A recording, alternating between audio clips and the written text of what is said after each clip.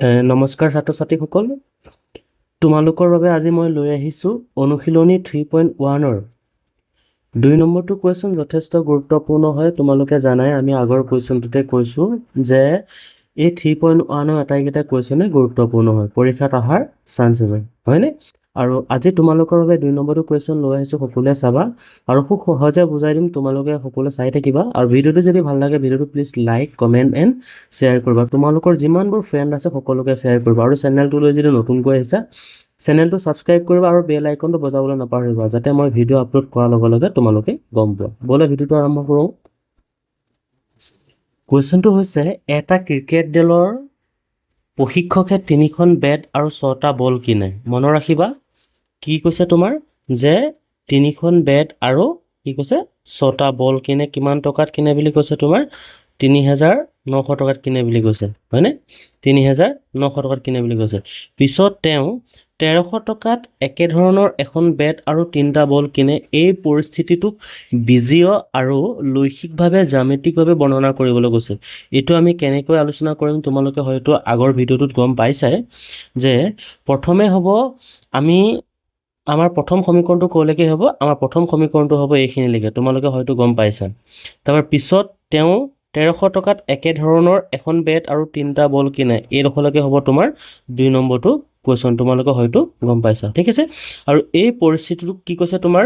বীজীয় আৰু লৈখিকভাৱে বৰ্ণনা কৰিবলৈ কৈছে। এতিয়া আমি প্ৰথমে কি কৰিম যে এটা ক্ৰিকেট দলৰ প্ৰশিক্ষকে 3খন বেট আৰু 6টা বল কিনে বুলি কৈছে ন। গতিকে আমিতো নাজানো ন যে বলটোৰ দাম কিমান, বেট পাতৰ দামটো নাজানো, হয়নে? গতিকে আমি লিখি ল'ম যে ধৰা হ'ল, অকণমান সৰু কৰি লৈছোঁ, ধৰা হ'ল যে এখন বেটৰ দাম, ঠিক আছে, এখন বেটৰ দাম কিমান হ'ব? এখন বেটৰ দাম কিমান হ'ব? এখন বেটৰ দাম হ'ব x টকা, হয় নহয়? নাজানো যে আমি দামটো কি কৰিম? x টকা লিখি ল'ম, ঠিক আছে? x সেইটো লিখি ল'বা টকা, ঠিক আছে? x টকা। আৰু আকৌ ধৰা হ'ল আমাৰ কি হ'ব তোমাৰ? এখন ধৰা হ'লটো এটা লিখিলেও হ'ল, ঠিক আছে? এটা বলৰ দাম কিমান হ'ব? এটা বলৰ দাম কিমান হ'ব? এটা বলৰ দাম, ঠিক আছে? এটা বলৰ দাম হ'ব তোমাৰ, এটা বলৰ দাম কিমান হ'ব তোমাৰ? y টকা, হয় ন? y কিমান হ'ব? y টকা হ'ব। আৰু বলটোৰ দাম কিমান হ'ব? y টকা। আৰু বেট পাতৰ দাম হ'ব x টকা, হয় ন? এতিয়া প্ৰশ্নমতে যাওঁ যে এটা ক্ৰিকেট বলৰ প্ৰশিক্ষকৰ 3খন বেট, এতিয়া এখন বেটৰ আৰু এটা বলৰ দাম হৈছে XY। এতিয়া আমি যাম যে কুৱেশ্যন মতে, ঠিক আছে? প্ৰশ্নটোৰ মতে যাম এতিয়া। প্ৰশ্নমতে কি হ'ব তোমাৰ? প্ৰশ্নটোৰ মতে আমাৰ কি হ'ব যে 3খন বেট, এতিয়া এখন বেটৰ দাম যদি x টকা হয়, 3খন বেটৰ দাম কিমান হ'ব? 3x হ'ব, হয় ন? গতিকে 3খন বেট প্লাছ কিমান হ'ব? 6টা বল প্লাছ কিমান হ'ব? 6y ইজুকেল টু কিমান হ'ব? কিমান টকাত কিনে? 3,900 টকাত কিনে, ঠিক আছে? 3,900 টকাত কিনে। এইটো আমি এনেকৈ সৰু কৰি ল'লোঁ, ঠিক আছে? বাৰু আমি এনেকৈ ইকুৱেশ্যনটো বনাই ল'লোঁ, ঠিক আছে? এইটো আমি ইকুৱেশ্যনটো আমি কি ধৰি ল'লোঁ? 1 নম্বৰ ইকুৱেশ্যন বুলি দিলোঁ, হয় নহয়? আকৌ আৰু এটা ইকুৱেশ্যন আছে ন, আকৌ ইয়াতে চোৱা, আকৌ বুলি লিখিবা। তাৰপিছত লিখিবা যে আকৌ কি হ'ব? পিছত তেওঁ 1,300 টকাত কি কৰে? একেধৰণৰ এখন বেট আৰু 3টা বল কিনে, হয় ন? এতিয়া কিমান হ'ব? x প্লাছ কিমান হ'ব? 28y, হয় ন? মানে কি হ'ব তোমাৰ? ইয়াতে কৈছে যে এখন বেটখন আমাৰ কিমান আছিলে? x টকা, হয় ন? বেটখন আমাৰ কিমান আছিলে? x টকা আছিলে। আৰু বলটো কিমান আছিলে তোমাৰ? y টকা। এতিয়া এখন বেট কাৰণে আমি x টকা ধৰিলোঁ আৰু 3টা বল কাৰণে আমি 3y ধৰিলোঁ, ঠিক আছে? কিমান টকাত কিনিছে তোমাৰ? কিমান টকাত কিনিছে? 1,300 টকাত কিনিছে, ঠিক আছে? এইটো হৈছে তোমাৰ 2 নম্বৰটো ইকুৱেশ্যন। এতিয়া আমি লিখিব পাৰোঁ যে সমীকৰণ, এতিয়া আমি লিখিব পাৰোঁ যে সমীকৰণটো 1 আৰু 2, সমীকৰণ 1 আৰু 2 হ'ল পৰিস্থিতিটো, সেই পৰিস্থিতিটো কি হ'ব? বীজীয়ভাৱে, ঠিক আছে? বীজীয়ভাৱে প্ৰদৰ্শন, ঠিক আছে? এইটো আমি বীজীয়ভাৱে আলোচনা কৰিলোঁ। এতিয়া আমি কি কৰিম? জ্যামিতিকভাৱে আলোচনা কৰিম, ঠিক আছে? এই ইকুৱেশ্যনকেইটা মনত ৰাখিবা খালি, আৰু লিখি ল'বা, এফালৰ পৰা লিখি ল'বা, নোট কৰি ল'বা। এতিয়া আমি কি কৰিলোঁ? এতিয়া আমি আপোনাৰ বীজীয়ভাৱে আমি প্ৰদৰ্শন কৰিলোঁ। এতিয়া আমি জ্যামিতিকভাৱে চাম, ঠিক আছে? জ্যামিতিকভাৱে যদি আমি প্ৰদৰ্শন কৰোঁ কি হ'ব? জ্যামিতিকভাৱে যদি প্ৰদৰ্শন কৰোঁ, জ্যামিতিকভাৱে প্ৰদৰ্শন কৰিবলৈ হ'লে আমাৰ সমীকৰণটো কি আছিলে? সমীকৰণটো আছিলে 28x, একদম চিনচিয়াৰকৈ লিখোঁ, ঠিক আছে? 28x প্লাছ কিমান হ'ব তোমাৰ 6y ইজুকেলটো কিমান আছিলে 3900। এইটো আছিলে তোমাৰ সমীকৰণ 1টো, ঠিক আছে? ইয়াতে তোমাৰ কি হ'ব, তুমি কমন ল'ব পাৰা, ঠিক আছে? 28x 6y আৰু 3900 ইয়াৰ পৰা তোমালোকে কমন ল'ব পাৰা। তুমি এনেকৈও কৰিব পাৰা যে ডাইৰেক্ট তুমি 3য়ে ডিভাইডেড কৰিব পাৰা। ইয়াতে 3 আছে ন, গতিকে 3য়ে ডিভাইডেড কৰিব পাৰা চবকে, হয় ন? চবকে যদি ডিভাইডেড কৰা 6y ডিভাইডেড বাই কিমান হ'ব 3 হ'ব, ইজুকেলটো 3900 ডিভাইডেড বাই কিমান হ'ব 3 হ'ব, হয় ন? এইটো কেঞ্চেল কৰিলে কিমান হ'ব x হ'ব, এইটো কিমান হ'ব 3 দুগুণ 6 হ'ব, হয় ন? এইটো কৰিলে কিমান হ'ব 3 তেৰং 39 হ'ব, হয় ন? গতিকে তোমাৰ কিমান ওলাব x প্লাছ কিমান হ'ব 2y ইজুকেলটো কিমান হ'ব 1300 ওলাব, ঠিক আছে? মানে তুমি xটো যদি এইফালে ৰাখা যে 1300 মাইনাছ কিমান হৈ যাব তোমাৰ 2y। এতিয়া তুমি y মানটো যিকোনো ধৰি ল'ব পাৰা মানে। এতিয়া চোৱা মই এটা বক্সটো বনাই লৈছোঁ প্ৰথমতে, চোৱা ইয়াতে চাবা, এইটো হ'ব x, এইটো হ'ব y আৰু এইটো হ'ব তোমাৰ a বিন্দু, এইটো হ'ব তোমাৰ b বিন্দু। এতিয়া তুমি xৰ মানটো উলিয়াবৰ কাৰণে তুমি y মানটো যিকোনো ধৰিব পাৰা, ঠিক আছে? এতিয়া মই যেনিবাকৈ ইয়াতে y মানটো যেনিবাকৈ তোমাৰ 300 ধৰি ল'লোঁ, ঠিক আছে? এতিয়া তুমি এনেকৈ বক্স বনাই ল'ব পাৰা, তেতিয়া তোমাক যিজন পৰীক্ষকে তোমাৰ বহীখন চাব তেতিয়া বহুত ভাল পাব, ঠিক আছে? কাৰণ ডাটাবিলাক তেওঁ চকুতে পৰিব ন, তেওঁ ভাল পাব। তেতিয়া তুমি ৱাইটো এনেকৈ বক্স বনাই দিবা, ঠিক আছে? এতিয়া y ইজুকেলটো কিমান হ'ব 300। তুমি y মানটো তুমি যিকোনো ল'ব পাৰা, ঠিক আছে? y মানটো মই 300 লৈছোঁ, তোমালোকে 500ও ল'ব পাৰা, তোমালোকৰ লগত নিজৰ কথা, ঠিক আছে? তোমালোকৰ লগত কথা এইটো। এতিয়া চোৱা x ইজুকেলটো কিমান হ'ব, x ইজুকেলটো তোমাৰ 1300 মাইনাছ 2 ইনটু কিমান হ'ব 300 হ'ব, হয় ন? মানে কিমান হ'ব 1300 মাইনাছ কিমান হ'ব 600 হ'ব, হয়নে? ইয়াৰ পৰা 1300 পৰা যদি মই 600 যদি মাইনাছ কৰোঁ কিমান থাকিব, আনচাৰটো হ'ব তোমাৰ 700 হ'ব, হয় ন? এতিয়া চোৱা মই এতিয়া xৰ মানটো কিমান পালোঁ 700 পালোঁ। এতিয়া মই xৰ মানটো ইয়াতে বহাই দিলোঁ, হয় ন?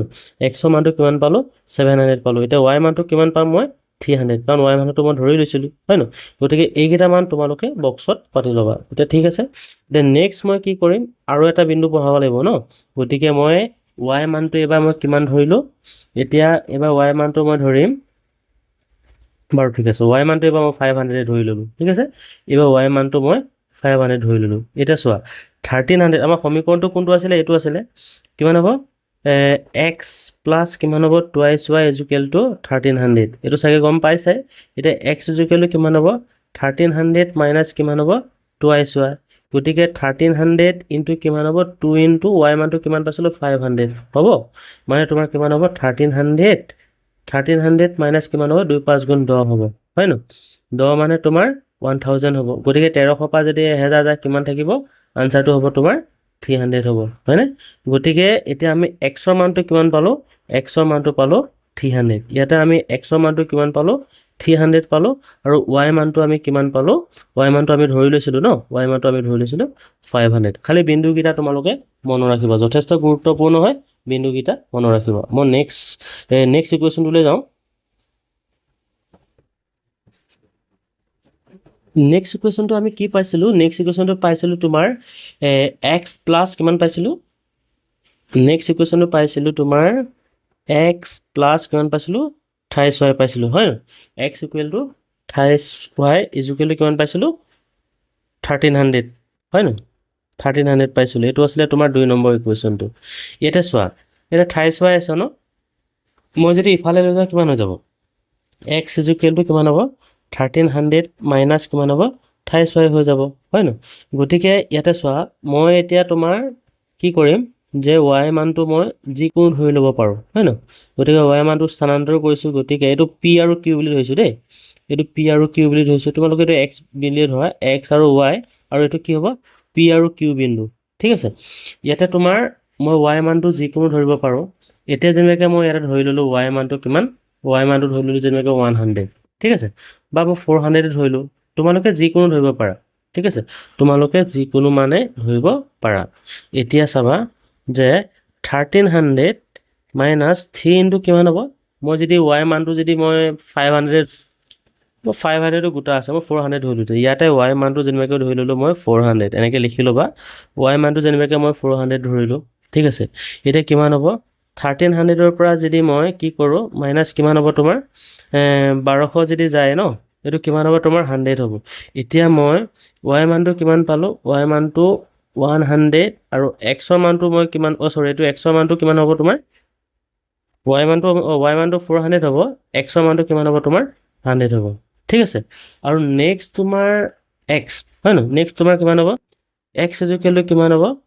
1300 মাইনাছ কিমান হ'ব? 28, দ্বিতীয়টো বিন্দুৰ কাৰণে কৈছোঁ, কিউ বিন্দুটোৰ কাৰণে। এতিয়া 1300 মাইনাছ 3, y মানটো এইবাৰ কিমান ধৰিম? এইবাৰ মই ধৰিলোঁ y মানটো 300, ঠিক আছে। এইবাৰ মই y মানটো 300 ধৰি ল'লোঁ, y মানটো মই এইবাৰ 300 ধৰি ল'লোঁ। 1300 মাইনাছ এইটো 300 হ'ব। এতিয়া কিমান হ'ব? 900, ঠিক আছে। 900 যদি মাইনাছ কৰোঁ কিমান হ'ব? 400 হ'ব, হয়নে? গতিকে এইটো তোমাৰ y মানটো কিমান হৈ যাব? 400 হ'ব, হয় ন? y মান, এইটো x-ৰ মান হ'ব ন?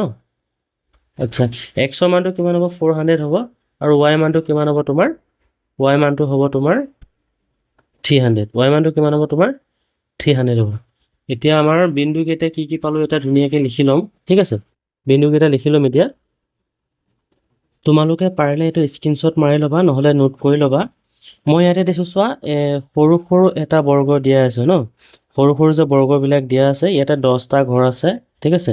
10টা ঘৰ আছে, 10টা ঘৰৰ একক, 10টা সৰু বৰ্গৰ এটা 1 একক বুলি ধৰিছোঁ, মানে 10টা সৰু বৰ্গক আমি কিমান ধৰিম? 100, ঠিক আছে। ইয়াতে 100 হ'ব, ইয়াতে 100 লিখি ল'ব পাৰিলে তোমালোকে, ঠিক আছে। 10টা সৰু বৰ্গৰ একক ইয়াতে 100 বুলি তোমালোকে লিখি ল'ব পাৰা, ঠিক আছে। বা 1 একক বুলি দিলেও তোমালোকৰ একো ভুল নহয়, ঠিক আছে। এইটো x অক্ষ বুলি কয় এইটো, আৰু এইটো এইটো y অক্ষ বুলি কয়, এইটো y অক্ষ বুলি কয়, আৰু এইটো x অক্ষ বুলি কয়। এতিয়া আমাৰ বিন্দুকেইটা চাবা, যে প্ৰথমটো দিয়া আছে, a বিন্দু দিয়া আছে 700, হয় ন?